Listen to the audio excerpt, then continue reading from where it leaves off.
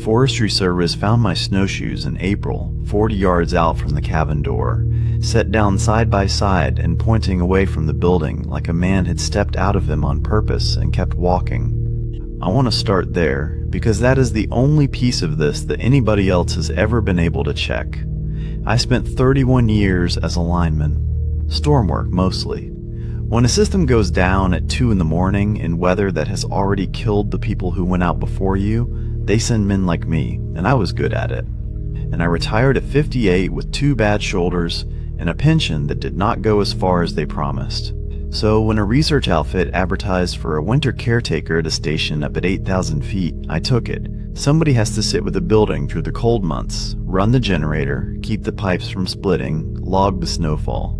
The road closes the first week of November, and it does not open again until the melt. You are up there alone until spring. They told me that like it was a warning. To me, it sounded like the job description. I am telling you my history so you understand that I am not a man who scares easy, and I am not a man who guesses. Weather is a measurable thing. That is the whole point of what I'm about to say. The station sat in a bowl of old timber with the pines coming right up to the clearing on 3 sides. 1 building, 1 generator shed, 1 woodshed, and a run of guide rope between them that I strung myself in the first week, because in a real blizzard you cannot see your own hand, and men have died 40 feet from a door they could not find.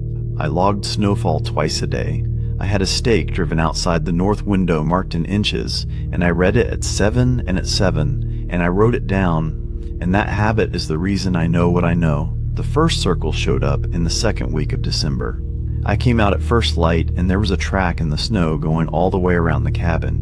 1 continuous loop, maybe 8 feet out from the walls, unbroken. Not a wandering line either, a circle. I walked it twice, and it held its distance from the building the whole way around, the way a man paces a fence he is thinking about. Now here is the part that a lineman notices and a normal person does not. It had snowed 4 inches overnight. I had that written down. 4 inches in 9 hours is not much, but it is enough to fill a track most of the way in about 90 minutes and bury it completely by morning.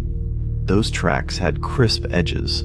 There was maybe a ½ inch of new snow sitting in the bottom of them, which meant that whatever walked that circle had walked it inside the last 20 minutes, in the dark. While I was standing at the window with my coffee looking out at nothing, and there was no approach, no trail coming out of the tree line, and no trail going back. The circle began nowhere, and it ended nowhere. I walked the whole clearing in a grid that morning out to the timber on all 3 sides, and the snow was clean. I will be fair to myself here. I did not panic. I wrote it in the log, because you write things in the log, and I decided a bear was doing something a bear does not do, and I went about my week. That is what a practical man does with a thing he cannot explain. He files it. It came back on the 19th. Same circle, closer in, maybe 5 feet off the wall. Then again 3 nights later, and by then it was tight enough that whatever made it would have been brushing the siding with a shoulder. Each time, fresh. Each time, no trail in or out. I started reading the stake at midnight as well as morning so I could time it closer, and all that got me was a smaller window and a worse feeling. On Christmas Eve, the tracks stopped being a circle. I came out and found them between the cabin door and the woodshed. Not going to the woodshed. Standing at the midpoint, a scuffed patch where something had waited, facing the house, long enough to pack the snow down under its weight. Snow does not lie about that either. Loose powder takes an hour of standing to compress the way that was compressed.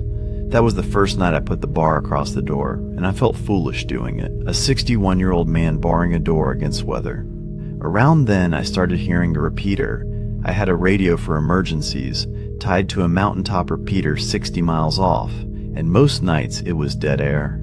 Starting in January, somebody keyed the mic on that frequency every night between 11 and midnight. No voice, just the click of the key opening, and then wind, and then the click of it closing. 10 seconds, maybe 12, every night. I answered it for a week straight, gave my call sign and my position, and asked for a response, and the only thing that ever came back was that patient little click, like somebody letting me know they could hear me fine. The whiteout came on the 17th of February, and it lasted 2.5 days. A real whiteout is not a heavy snow. It is the sky and the ground becoming the same white nothing, and you lose the horizon. And after 10 minutes you cannot tell up from down well enough to walk straight. I have worked in it. It is the only weather that has ever frightened me professionally. On the second morning, the generator note changed, that lug you hear when a diesel is starving, and I knew the intake was drifting over. And I knew if that generator quit, I would lose heat and the pipes would go, and I would be in real trouble in the kind of cold that finishes the job. So I clipped onto the guide rope and I went out. 40 feet of rope between me and the shed. I had my hand on it the whole way, hand over hand, the way you were taught, and about halfway across the rope went slack in my glove. Not cut. Slack. Somebody had untied the far end. I knew that knot. I tied it. It was a bowline with a half hitch dressed over it, and it does not shake loose, and it does not come undone in wind. And there is no version of that knot that undoes itself with a load on it. And I was standing in a white nothing with no horizon and 40 feet of dead rope in my hand, and I could not see the shed, and I could not see the cabin, and I could not see my own boots. What saved me is that I had walked out on my own tracks and the wind was quartering, so the windward edge of them had not filled in yet. I got down on my knees and I followed those tracks back with my hands. It took a long time. I do not know how long. When I got up onto the porch and got the door open and got the bar back across it, I sat down on the floor in my wet gear and I breathed for a while. And then I did the thing that has kept me up since. I went to the north window and I looked at the track I had just crawled back along before the wind took it. There were 2 sets going out. There was one coming back. It walked the porch that night, not fast, not heavy, not trying to get in. Slow steps from one end of that porch to the other, turn, back again for most of the dark hours, the way a man walks when he has decided to be patient about something. Twice it stopped in front of the door. It never touched the handle. It never made a sound that was not a footstep. And I sat against the far wall with a splitting maul across my knees like it would have done me any good, and I listened to it think. Sometime before dawn, it quit. The storm broke on the 20th, and the sky came up that hard blue you only get after a big one, and I made the decision that I was leaving. It is 14 miles down to the winter gate. On snowshoes, in that snow, that is a full day and then some. And it is a stupid thing for a man my age to attempt alone, and I did it anyway. And I made the gate a little after dark, and I have never in my life been so glad to see a chain across a road.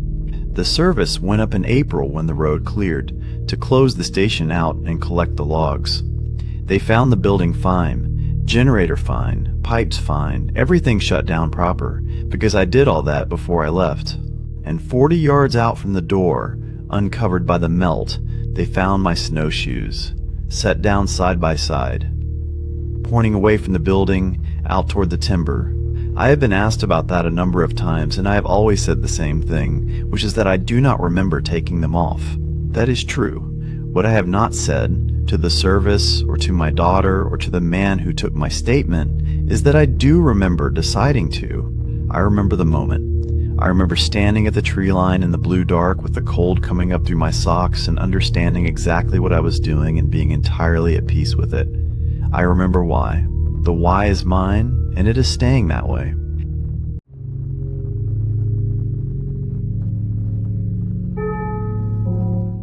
The knocking started when the eye came over us, which is the quietest 30 minutes you will ever live through, and that is the only reason on earth I heard it at all.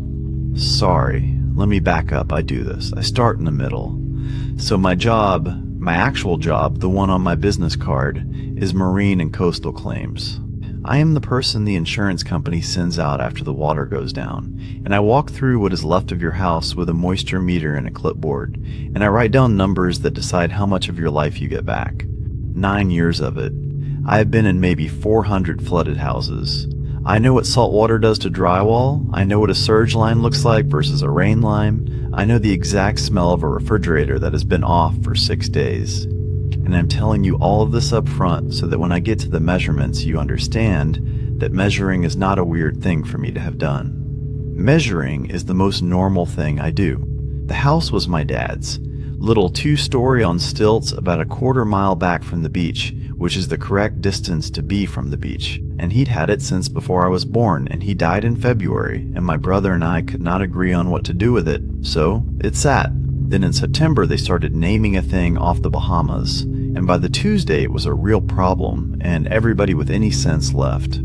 I did not leave, which was a stupid decision, and I knew it was stupid while I was making it, but I had a professional argument for it, which was that if I was in the house, I could document the surge in real time, get water heights on the hour, and that is genuinely useful data, and it would have made the claim on Dad's place a lot cleaner. And I had a non-professional argument, which was that it was the last storm the house was ever going to see with anybody in it who loved it, and I did not want it to be alone for that. You can decide which of those was the real reason. I have decided, and I am not telling you. I had Bo with me, my brother's dog. Big, anxious shepherd mix, terrified of the vacuum, and I took him because my brother was in Atlanta and the boarding places were all shut. We boarded the downstairs, we moved everything up, we filled the tubs, all the things you do. And then it came in Thursday night. I will not do the whole storm for you because that is not the interesting part. It is loud, it goes on much longer than you think it will, and after about 4 hours, your body just accepts it as the new permanent condition of the world.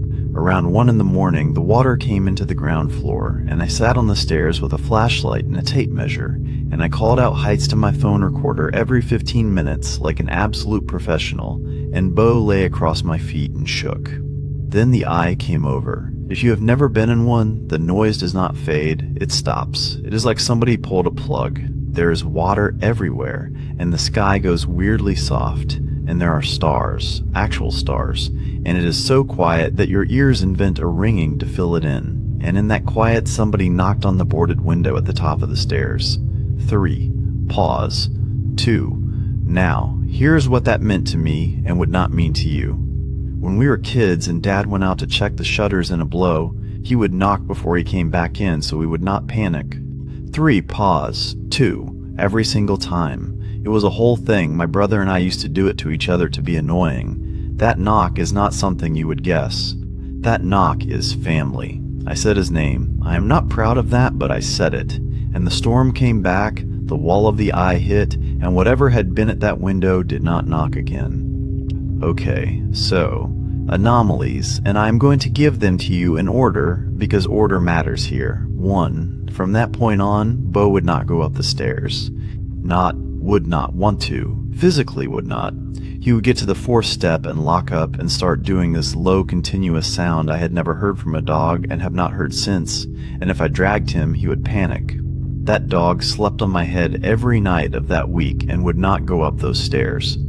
2. I kept hearing water upstairs, sloshing, moving around water, the sound of a bathtub with somebody in it, and the flooding was downstairs.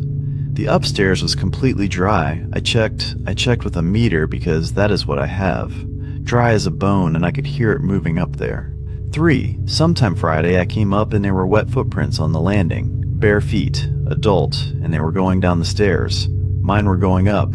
I know that sounds like I am building to something, but just sit with the plain physical fact of it for a second. There was a set of wet prints on the dry upstairs floor heading down and no set heading up, and they started in the middle of the hallway underneath the attic hatch. 4. The pull rope on the attic hatch was wet and it was swinging, not swaying. Swinging with an arc on it, like something had let go of it maybe a minute before I walked in. I did not go up into the attic. I am saying that plainly because in the version of this that people expect, the woman goes up into the attic with a flashlight and finds something. I did not go up. I am not brave. I am thorough, and those are different. I got Bo, and I got in the downstairs closet under the stairs, which is the only interior room without windows, and we stayed there until it was over. The storm went out Saturday morning, water dropped Saturday night, and Sunday, with the sun out and the whole street steaming and my neighbor's furniture in the trees, I did my job. Because I am an idiot, and because it was Dad's house, and because at that point I badly wanted a number I could write down. Outside high water mark on the pilings, and this is chalk clear on stilts, you can read it like a ruler, 31 inches. Inside high water mark on the ground floor wall, 54 inches. I measured it 11 times, 23 inches of water inside the house that was never outside the house. That is not how flooding works. That is not how anything works. Water is stupid. Water is the stupidest substance there is. It only knows one rule, and the rule is that it goes down and it finds level.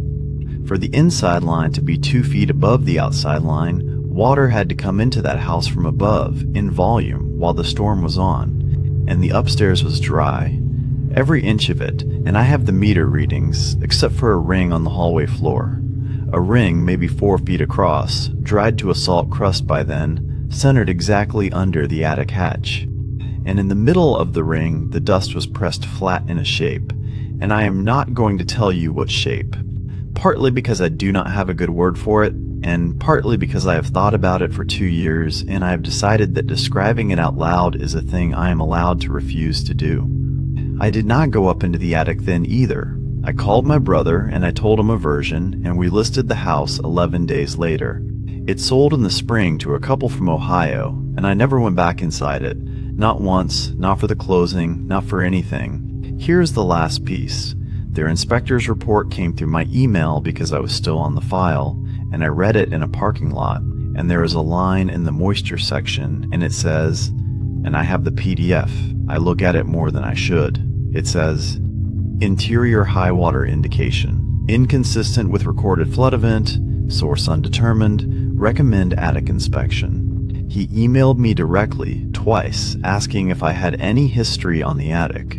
I never answered him. And every hurricane season since, when they start naming things off the Bahamas and everybody I know starts joking about it, I sit down and I look at that PDF and I think about the fact that some man from a home inspection company stood in my father's hallway with a meter in his hand and got a number he could not explain.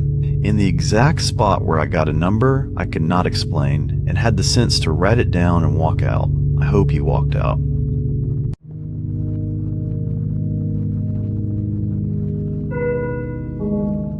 We had a drill for it. Everybody out here has a drill for it. That is not the strange part, so let me just do the normal part first, and then we will get to the rest. Our place was 160 acres of corn and soybeans, about 40 minutes from anything, and the drill was this. Sky goes wrong, radio goes off, Dad calls it. Boots on, no arguing about boots. Out the back door, across the yard, down the cellar. Mom carried the radio and the flashlight, my sister Ruthie carried the dog, and I carried nothing because I was 11 and useless. Dad came last and Dad barred the door, and the rule was, once that bar is across, the door does not open until daylight. Not for anything. Not for the neighbor, not for a truck horn, not for a voice. I asked about that rule maybe 1,000 times growing up, because it is a weird rule, right? Like, what if somebody actually needs help? And Dad had exactly one answer, which was not till daylight, delivered in the tone that meant we were done talking. Anyway, that is the drill. Keep it in your head, because it is going to matter. The cellar is older than the house. That is the other thing you should know. There was a different house on that spot in the 1890s and it burned, and they built ours on the same footprint, but the cellar underneath is the original, cut stone, no mortar in some of it, and a set of steps that are too tall.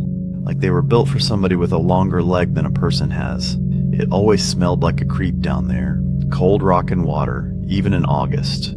And there is a shelf in the back corner, stone shelf, built into the wall, about waist high on a grown man. Nothing on it, ever. Dad kept the canned goods on the wooden shelving by the stairs, and that stone shelf in the back stayed empty my entire childhood, and I never once asked why, and I have thought about that a lot since.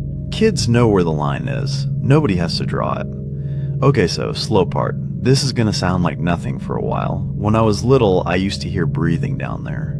During storms, when we were all sat on the bench along the wall with the radio going, I would hear something breathing in the back corner where that shelf is.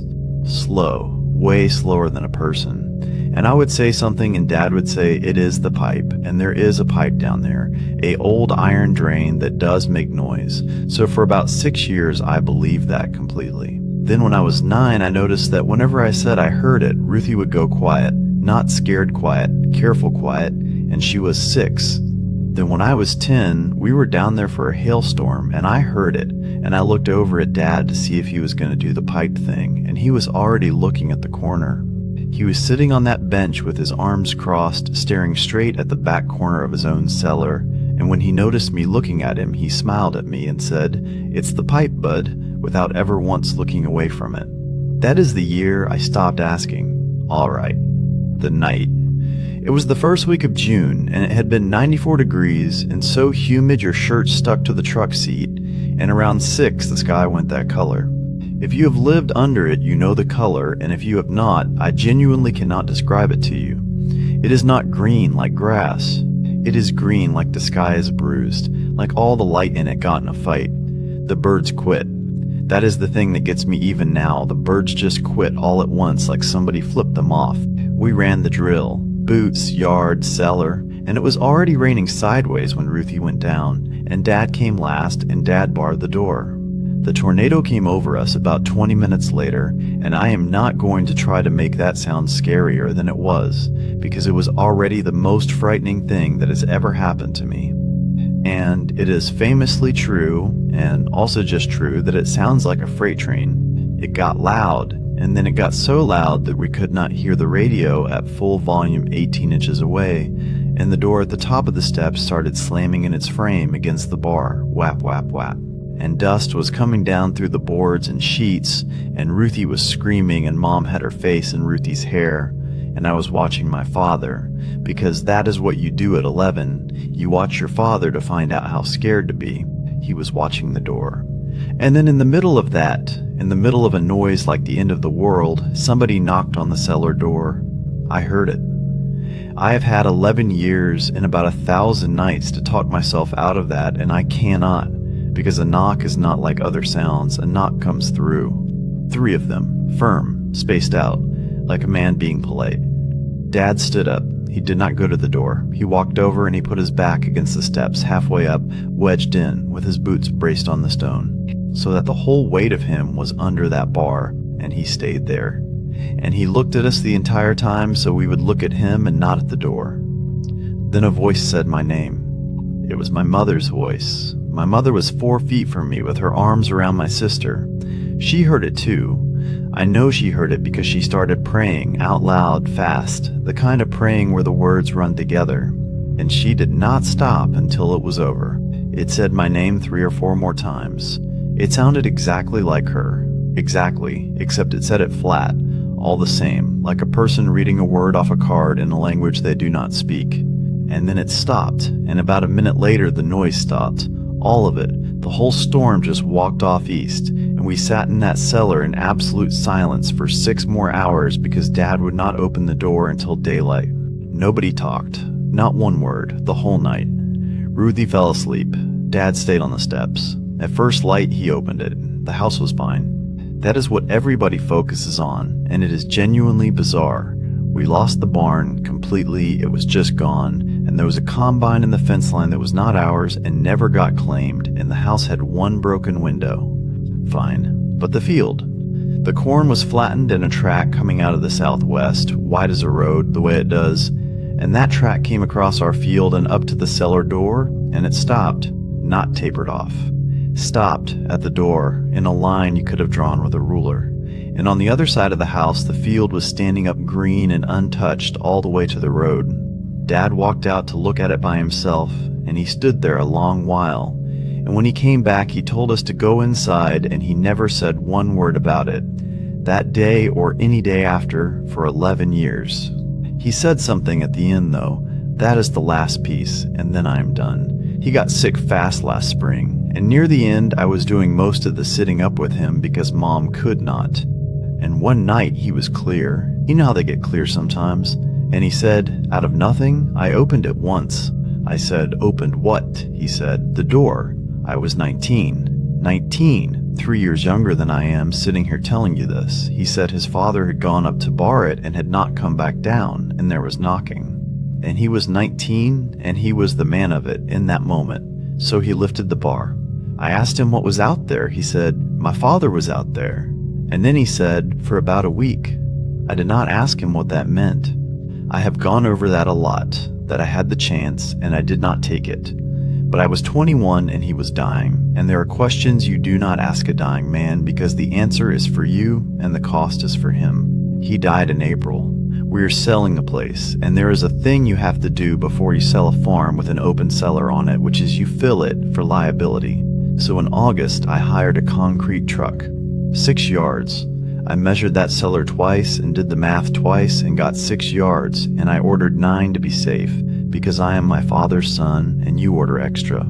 It took 14. The driver kept looking at me. He said, "Buddy, is there a void down there? Is it into an old cistern or something? Because this is not filling." And I stood there in my dead dad's yard and I watched wet concrete go down into a hole in the ground that I had measured myself. And I told him to stop the truck. We capped it with a slab, and I signed the papers in October. And here's where I'm at, and then I will shut up. I live in town now. I've got an apartment with a parking spot and a job at a co-op, and I sleep fine mostly. But every once in a while the sky goes that color and the birds quit, and I catch myself standing at a window with my keys in my hand doing the drill in my head. Boots, yard, cellar, bar the door. And I think about my father wedged on those steps with his boots braced, looking at us instead of at the door, keeping his one rule for 40 years because of one night when he was barely younger than I am now. And what bothers me, the real thing, the thing I am telling you and have not told my mother, is that I do not know that I would have kept it. I heard my mother's voice say my name, and I was 11. If I had been the one on those steps, I think I would have opened it.